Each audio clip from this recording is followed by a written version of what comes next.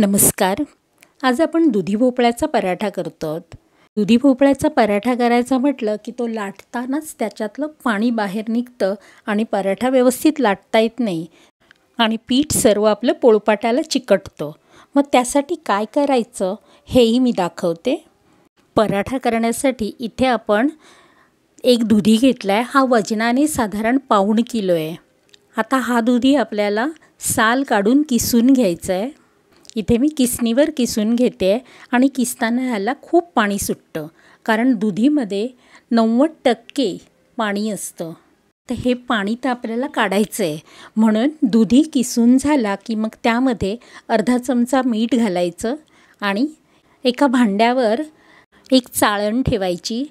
त्याच्यावर एक रुमाल किंवा स्वच्छ असा कपडा ठेवायचा. कपडा थोडा व्यवस्थितच हवा, कारण जास्त जर पातळ असला तर पिळताना तो फाटतो.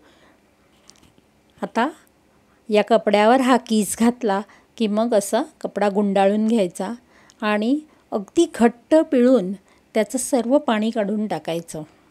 दुधीमध्ये खूप पाणी असतं, म्हणजे एवढ्या दुधीचं चांगलं 1 ग्लास पाणी निघतं आणि हे पाणी आपल्याला फेकायचं नाही आहे, असंच ठेवायचं आहे. आणि पराठ्याला लागणारं पीठ आपण या पाण्यामध्येच मळायचं, म्हणजे हे पाणी वाया जाणार नाही.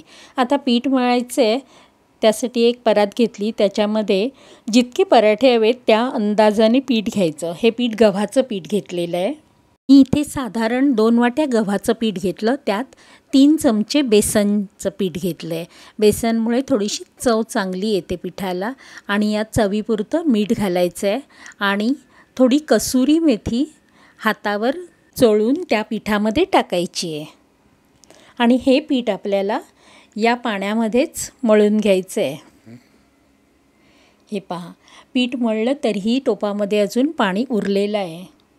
आता 1 चमचा साजूक तूप घेऊन ते आपल्याला या पिठावर लावून पीठ थोडं परत एकदा मळून घेऊया. पीठ जास्त पातळ करायचं नाही आहे आणि याला थोडं असं वरून तूप लावून आपण हे पीठ झाकून ठेवूया. साधारण 10 मिनिटं आपण हे पीठ असंच झाकून ठेवूया आणि सारण तयार करून घेऊया. आता सारण आपण करणार आहोत ह्या दुधीचं. तर एकदा परत आपण पिळून बघूया. पाणी अजूनही निघते. आता हे घट्ट पिळून झाल्यानंतर रुमालातून हा दुधी भोपळ्याचा किस आपण काढून घेऊया. पहा केवढासा झाला. आता हा सगळा असा मोकळा करून घ्यायचा आहे. घट्ट गोळा झाला आहे. सगळ्या त्याच्या रेषा आहेत ना त्या सोडवून घ्यायच्या आणि 4 हिरव्या मिरच्या घेतल्या आहेत आणि 1.5 इंच आलं घेतलं. ते खलबत्त्यात घालून ठेचून जाडसर कुटून घ्यायचं आहे. आता हाच मिरची आणि आल्याचा ठेचा आपण घातला. हळद घातली आहे. ती घातली तरी रंगासाठी अर्धा चमचा लाल मिरची पावडर घातली आहे. 1 चमचा गरम मसाला घातला. त्याचबरोबर 1 चमचा चाट मसाला घातला आहे. पाऊण चमचा धने पावडर आणि अर्धा चमचा जिरं घातलं आणि पाव चमचा मिरी पावडर घातली आहे. पाव चमचा ओवा असा हातावरच चोळून घालायचा आहे आणि हे सर्व आता मिक्स करून घेऊया. आणि लागत असल्यास त्यामध्ये मीठ घालायचं आहे, कारण आपण मीठ सुरुवातीला घातलं आहे पण ते पिळल्यामुळे पाण्यामधून निघून जातं. त्यात आता थोडी कोथिंबीर घातली. आपलं सारण तयार आहे. आता आपण पराठा तयार करायला घेऊया. तव्याला मी आधीच तूप लावून घेतलं आहे आणि एक पिठाचा गोळा घ्यायचा आणि त्याची पारी करून घ्यायची. आणि पारी करताना आतल्या बाजूने सुकं पीठ लावायचं आणि मग नंतर त्यावर ह्या सारणाचा गोळा ठेवला की असं थोडं पीठ लावायचं वर, म्हणजे आणि पारी बंद करायची. पीठ लावणं अत्यंत गरजेचं आहे. त्यामुळे आपला पराठा लाटताना पोळपाटाला किंवा लाटणीला चिकटणार नाही. आता पारी बंद केली की हातावरच आपल्याला असं थोडंसं चप्पट करून घ्यायचं आहे आणि नंतर मग लाटायचं आहे. पराठा लाटताना अलगद लाटायचा, जास्त दाबायचा नाही आणि पिठावरच सरकवत लाटायचा. फार जाड किंवा फार पातळ लाटायचा नाही आहे. आणि हा पराठा फार मोठा लाटायचा नाही. एवढा झाला की मग हा तव्यावर टाकायचा पराठा भाजताना गॅस फार मोठा किंवा अगदी कमी ठेवायचा नाही. कमी ठेवला तर पराठा कडक होतो. मीडियम टू हायवर ठेवून पराठा दोन्ही बाजूनी खरपूस भाजून घ्यायचा आणि भाजताना याला साजूक तूप लावायचं, कारण याला आपण पीठ जास्त वापरलेलं आहे.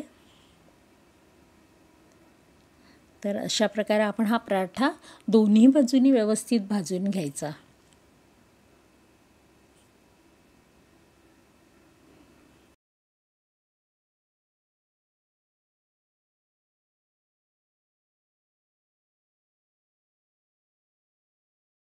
आणखी एक पराठा करून घेऊया. हे पहा, पारीला असं पीठ लावायचं आणि सारण ठेवल्यानंतर त्याच्यावर असं पीठ टाकायचं आणि पराठा लाटून घ्यायचा.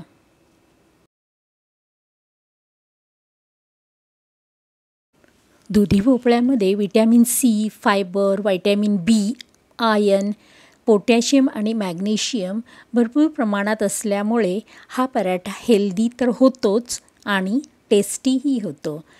आणि पराठ्याचं पीठ मळताना फार सैल मळायचं नाही आणि सुरुवातीलाच दुधी भोपळ्याचा किस रुमालातून घट्ट पिळून घ्यायचा.